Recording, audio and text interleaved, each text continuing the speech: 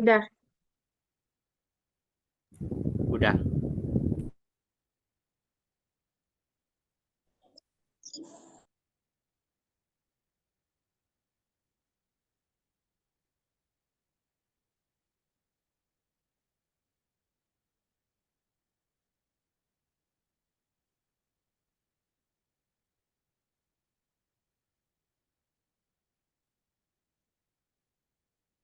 Baik, kepada Valdi disilahkan. Yaitu latar belakang. Alat-alat yang ada di laboratorium, baik dalam pembelajaran maupun dalam kegiatan eksperimen, alat-alat laboratorium memiliki fungsi yang sangat penting dalam membantu pengamatan, pengukuran, dan pengujian berbagai macam zat dan fenomena. Dalam makalah ini akan dibahas tentang alat-alat yang umumnya digunakan di laboratorium, seperti gelas kimia, peralatan pengamatan, dan alat-alat elektronik. Dilansir dari sumber-sumber yang terkait, alat-alat laboratorium sangat penting untuk menunjang proses pembelajaran dan penelitian, serta membantu dalam mencapai tujuan tertentu dalam kegiatan eksperimen. Laboratorium ialah tempat studi ilmiah, eksperimen, pengukuran maupun pelatihan ilmiah dicoba. Secara garis besar, guna laboratorium dalam proses pembelajaran antara lain yaitu tempat untuk meningkatkan keahlian intelektual melalui pengamatan, mengembangkan keterampilan motorik siswa, menambah keterampilan dalam mempergunakan alat-alat laboratorium, memberi dan memupuk keberanian untuk mencari hakikat kebenaran ilmiah dari suatu objek dalam lingkungan, alam, dan sosial. Ketepatan hasil dalam praktikum sains sangat tergantung pada ketersediaan serta kualitas pelengkapan yang digunakan. Di samping penjelasan pelaksana tentang dasar analisa yang dikerjakan dan kecermatan, serta ketelitian kerjanya sendiri. Penindakan perlengkapan pokok yang banyak digunakan ialah persyaratan yang penting demi keselamatan serta berhasilnya pekerjaan analisa sains. Next.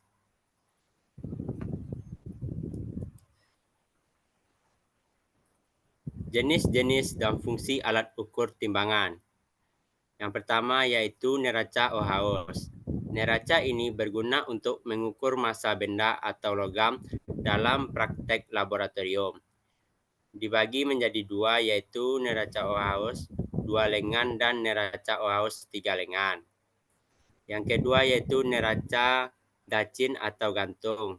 Neraca dacin adalah balok atau beam lurus dengan lengan yang panjangnya tidak sama, bekerja dengan massa penyeimbangan yang digeser di sepanjang lengan untuk menyeimbangkan beban dan untuk menunjukkan berat.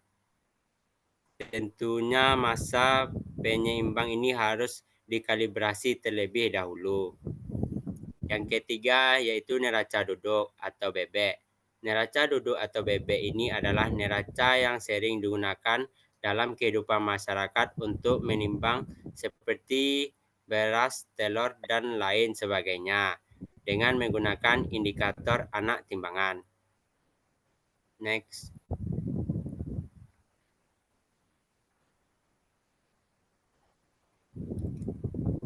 Yang keempat yaitu neraca analog.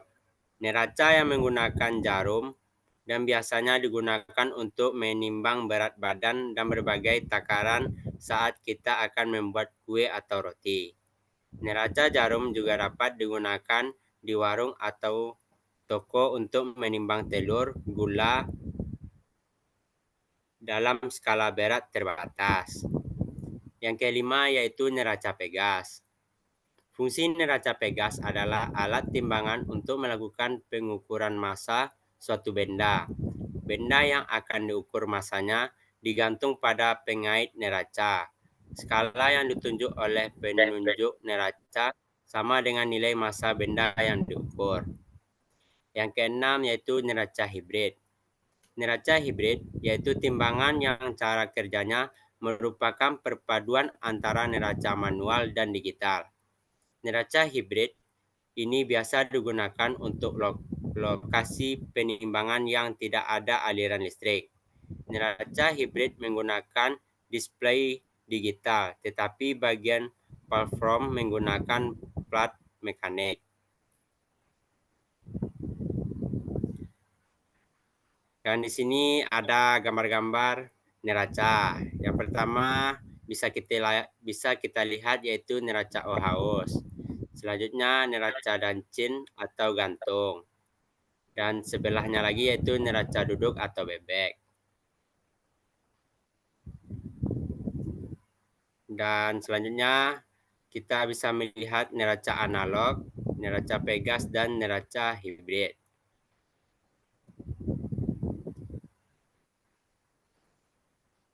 Yang selanjutnya yaitu bagian-bagian dari neraca dan fungsinya.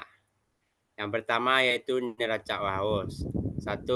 Tempat beban yang digunakan untuk menempatkan benda yang akan diukur. 2. Tombol kalibrasi yang digunakan untuk mengkalibrasi neraca ketika neraca tidak dapat digunakan untuk mengukur. Yang ketiga yaitu lengan neraca. Untuk neraca 3 lengan berarti terdapat 3 lengan, dan untuk neraca Ohaus 4 lengan terdapat 4 lengan. Yang keempat, pemberat atau anting yang diletakkan pada masing-masing lengan yang dapat digeser-geser dan sebagai penunjuk hasil pengukuran. Yang kelima, titik nol atau garis kesetimbangan yang digunakan untuk menentukan titik kesetimbangan. Jangan lalu sih.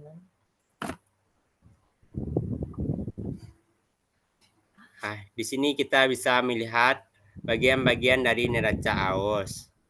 Yaitu sebelah kiri kita melihat dari set group atau knob kalibrasi. Yang selanjutnya yaitu piringan wadah beban. Dan yang di atasnya ada benda yang akan diukur. Dan selanjutnya yaitu beban geser skala ratusan dan skala puluhan dan skala satuan. Dan ada tempat titik nol untuk kalibrasi.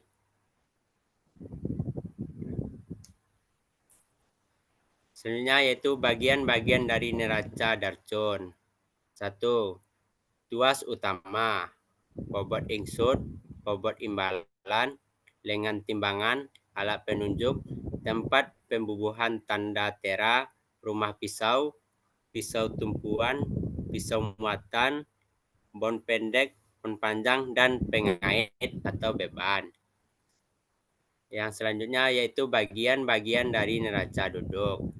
Neraca duduk, tuas atau gandar utama, terdapat pisau tengah, pisau ujung, tempat pembubuhan tanda tera, tuas pembantu batang kait, daun anak timbangan, batang kait daun muatan, piring muatan daun anak timbangan, bak tempat justir, dan penunjuk.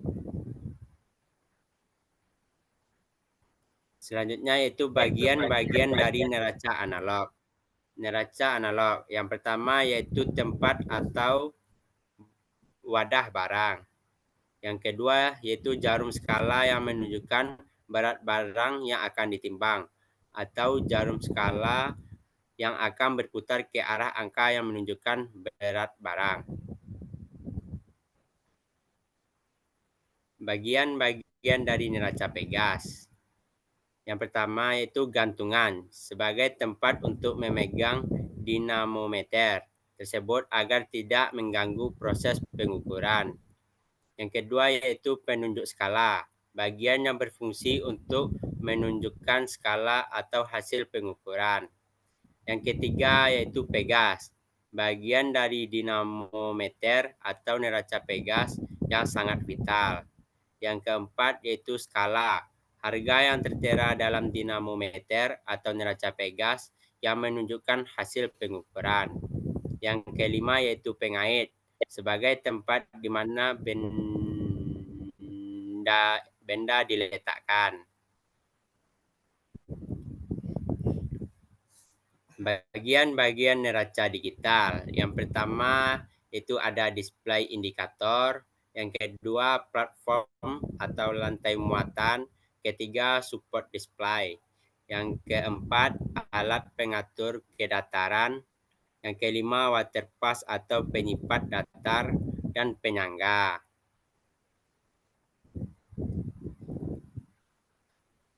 Selanjutnya itu bagian-bagian dari neraca hibrid. Yang pertama ada display atau indikator, yang kedua platform lantai muatan, yang ketiga support display, empat alat pengatur kedataran, yang kelima waterpass penyimpangan, yang keenam penyangga, dan terakhir yaitu roda. Selanjutnya saya kembalikan kepada moderator. Baik, terima kasih kepada rekan saya Valdi karena sudah menyampaikan materi pada poin A. Materi selanjutnya akan disampaikan oleh saya sendiri, yaitu B. Alat untuk percobaan fisiologis. Terdapat peralatan dasar seperti mikroskop untuk pengamatan struktur sel dan jaringan pada pembesaran tinggi. Kamera mikroskop merekam gambar dan video dari pengamatan mikroskopis. Yang ketiga ada termometer, yaitu untuk mengukur suhu sekitar atau suhu tubuh suatu objek. Di sini ada gambar mikroskop beserta bagian-bagiannya dan gambar termometer. 2. Peralatan pengukuran fisiologis. Yang pertama ada elektrokardiograf atau EKG, digunakan untuk mencatat aktivitas listrik jantung. Yang kedua ada elektromiografi atau EMG, yaitu mencatat aktivitas listrik otot. Yang ketiga ada elektroencephalografi EEG, digunakan untuk merekam aktivitas listrik di otak. Yang keempat ada spirometer, digunakan untuk mengukur volume dan kecepatan udara yang masuk. Dan yang kelima ada sphygmomanometer untuk pengukuran tekanan darah.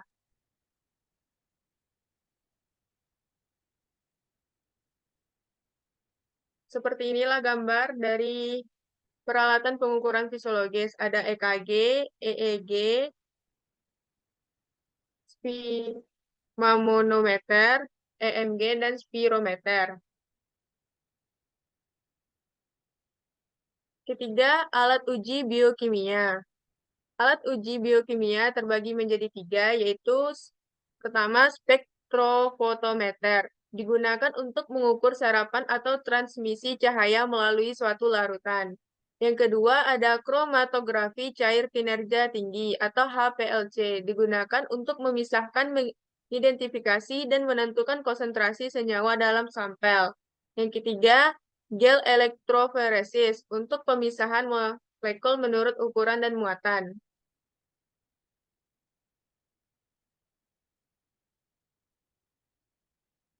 Peralatan untuk menguji kebutuhan energi dan metabolisme. Ada kalorimeter untuk mengukur jumlah energi yang dilepaskan atau diserap selama reaksi kimia atau proses metabolisme. Yang kedua ada alat analisis gas pernafasan, yaitu untuk mengukur jumlah dan komposisi gas yang dihembuskan dan dihirup oleh subjek.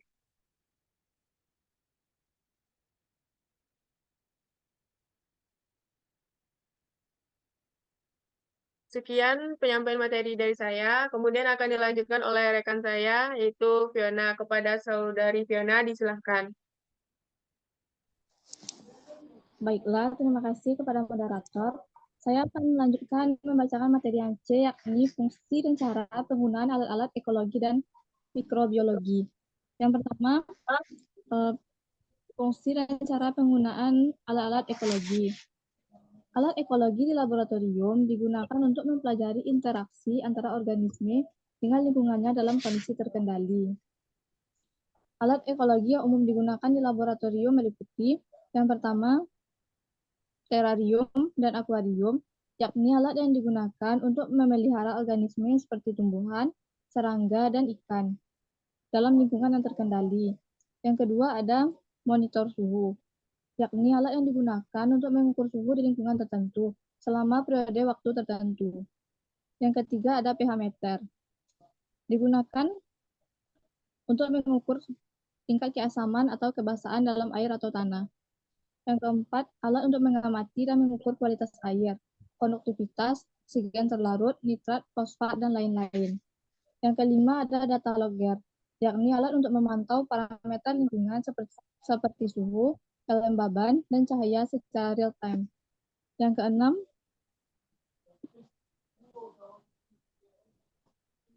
keenam, alat pengambilan, misalnya jaring serangga, penangkap tikus, atau alat untuk mengambil contoh tanah atau air. Yang ketujuh ada alat survei penduduk, seperti jaring serangga, penangkap tikus, alat pengumpul sampel, tanah, dan air, dan lain-lain. Yang kedelapan, ada biosensor. Adalah alat yang digunakan untuk mendeteksi keberadaan senyawa atau organisme tertentu di lingkungan. Next. Berikut ini adalah alat-alat yang digunakan untuk melakukan percobaan ekologi. Ada pH meter, ada terarium, ada alat ukur air, data logger, dan monitor suhu. Next. Yang kedua ada pengenalan alat dan fungsi dari mikrobiologi laboratorium. Alat mikrobiologi laboratorium digunakan di laboratorium untuk mempelajari mikroorganisme seperti bakteri, virus, jamur, dan protozoa. Yang pertama, next. Yang pertama ada mikroskop cahaya. Digunakan untuk pengamatan langsung mikroorganisme pada perbesaran tinggi. Yang kedua ada autoclave, yakni alat untuk mensterilkan peralatan dan media untuk menghilangkan mikroorganisme. Yang ketiga ada inkubator, adalah alat untuk menumbuhkan dan membiakkan mikroorganisme pada kondisi suhu dan kelembaban terkendali. Next.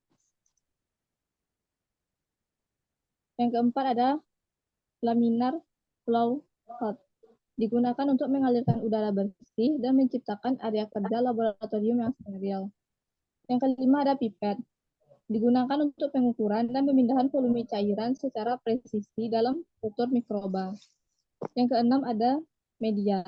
Media berbeda digunakan untuk menyebarkan mikroorganisme dengan kebutuhan nutrisi berbeda.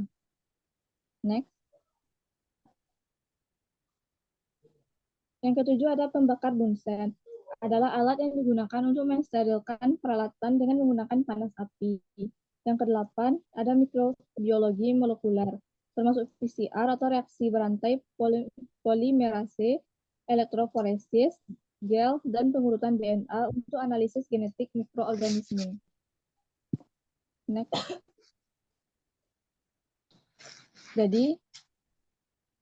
Jadi kesimpulan yang dapat diambil dari materi ini adalah alat-alat laboratorium sangatlah berguna untuk membantu praktikan dalam kelancaran bekerja pada saat melakukan praktikum. Alat-alat yang ada di laboratorium seperti alat pemanas, peralatan gelas, dan peralatan timbangan memiliki fungsi yang berbeda-beda, tetapi semuanya memiliki tingkat ketelitian yang diperlukan untuk menunjang kegiatan praktikum. Penggunaan alat pada saat melakukan praktikum di laboratorium haruslah berhati-hati, karena akan berakibat fatal jika kita menggunakan sembarang tanpa mengetahui nama alat, prinsip kerja, dan fungsi alat. Kita harus mengenal nama alat, prinsip kerja, dan fungsi masing-masing alat agar praktikan melakukan dengan baik dan benar tanpa melakukan kesalahan.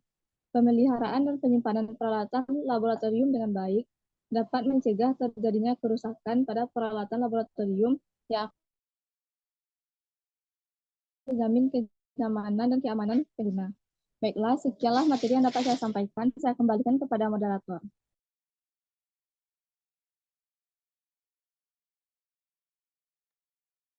Baik, terima kasih kepada rekan saya, Fiona.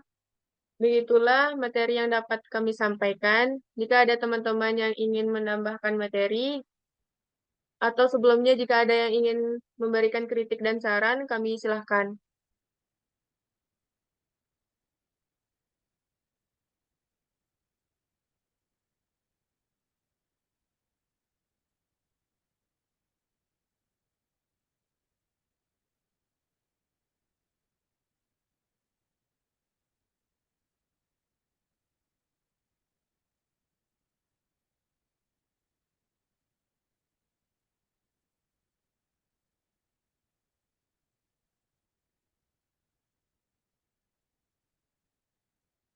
Jika tidak ada, apakah dari teman-teman ada yang ingin memberikan pertanyaan? Kami memberikan 3 pertanyaan. Izin bertanya, Izin moderator. bertanya, moderator. Ya, kepada Latifah Putri. Oh, baik, Assalamualaikum warahmatullahi wabarakatuh. Waalaikumsalam warahmatullahi wabarakatuh. Warahmatullahi wabarakatuh. Maka nama saya Latifah Putri dengan NIM 2331058. Di sini saya ingin bertanya, tadi kan sebelum kita menggunakan neraca kan dilakukan kalibrasi. Nah, ada nggak faktor-faktor yang mempengaruhi kalibrasi itu dapat terlaksana dengan baik atau kalibrasi itu tidak terlaksana dengan baik? Sekian, terima kasih. Baik, terima kasih atas pertanyaannya. Boleh minta tolong dikirim ke grup.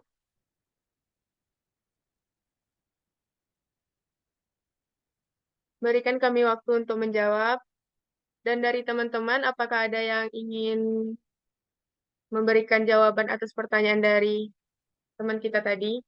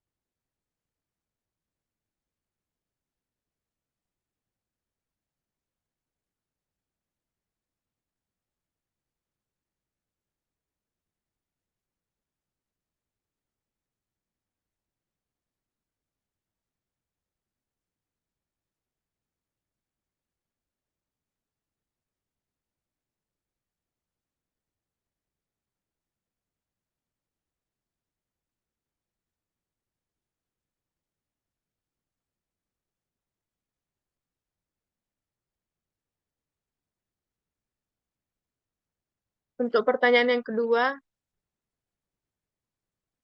Izin bertanya, moderator. ya silahkan Flora. Dari timbangan massa yang telah dipresentasikan tadi oleh kelompok ini, menurut kalian apakah timbangan yang paling teliti yang dapat kita gunakan dalam mengukur massa yang terkecil? Terima kasih. Baik, terima kasih atas pertanyaannya.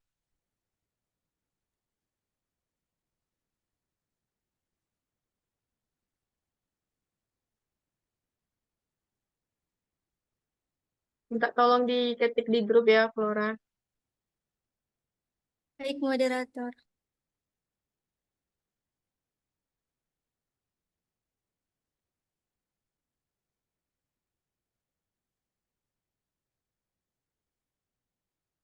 Apakah masih ada dari teman-teman yang ingin bertanya?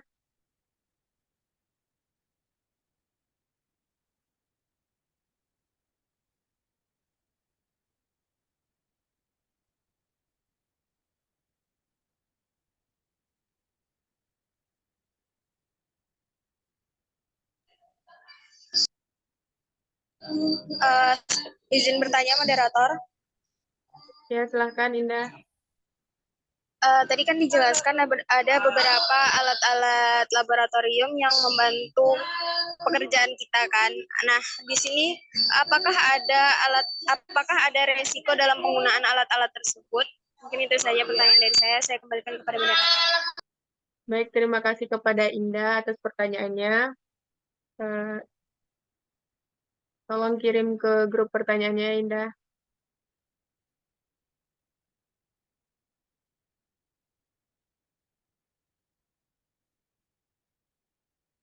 Untuk ketiga pertanyaan tadi, berikan kami waktu untuk mencari terlebih dahulu.